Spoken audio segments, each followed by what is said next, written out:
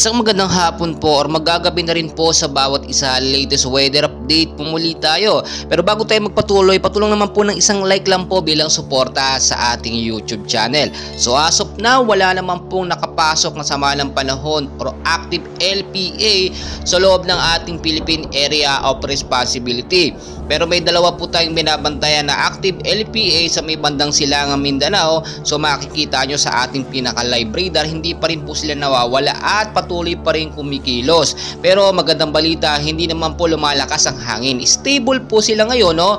From 35 to 30 kilometers per hour ang lakas ng hangin, which is active LPA at hindi pa consider bilang isang bagyo. Pero hindi po natin ina-alis yung mga posibilidad na ito po yung maging isang ganap na bagyo at inoobserbahan within 24 to 48 hours. Diyan po natin malalaman. Once kasi na nagbago yung lakas ng hangin, doon po natin malalaman or mamamonitor na mabuti kung ito nga po ba magiging isang ganap na bagyo. Pero as of na, wag nating isipin dahil malayo pa naman or wala pa naman siyang direktang epekto sa ating bansang Pilipinas. Do meron po mga extension ng LPA na nakakapekto ng kakaunti lamang, yung hangin lamang, no, na pa northwestward papunta sa ating bansa, mahina lamang po yun. As of now, ang ating sypnosis po ang nakakaapekto po sa atin ngayon ay yung tinatawag po natin na northeast monsoon or easterlies sa ilang bahagi nga po ng Luzon, Visayas at Mindanao. So hindi po natin dapat baliwalay ng easterlies or hanging amihan po, no, dahil diyan po nagbibigay minsan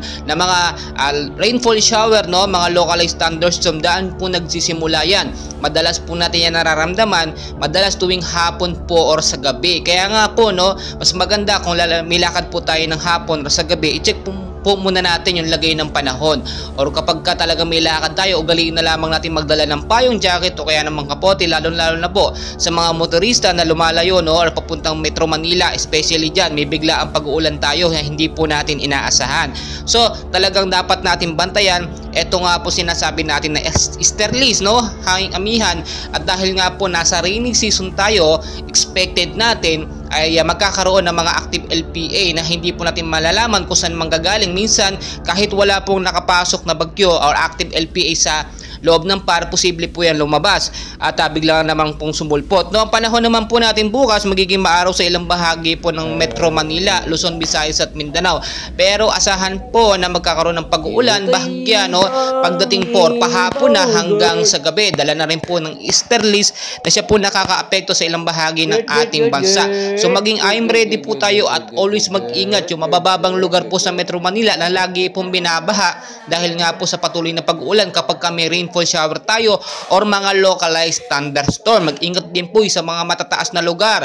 Madalas po nagkakaroon landslide, no, lalo na sa mga landslide prone area. Mag-ingat po kayo dyan kapag kami hypnosis po ng rainfall shower. Maging alerto po tayong mabuti. Maging I'm ready po tayo sa bawat posibilidad dahil never po natin mape-predict ang galaw po ng panahon ng bagyo, no. Nandito lamang kami para i-update kayo sa ating weather, no. And please, ako po yung nakikiusap, paki-like, subscribe, and pahit na rin po ng notification bell para updated kayo sa ating daily weather updates. Maraming salamat po sa inyong lahat.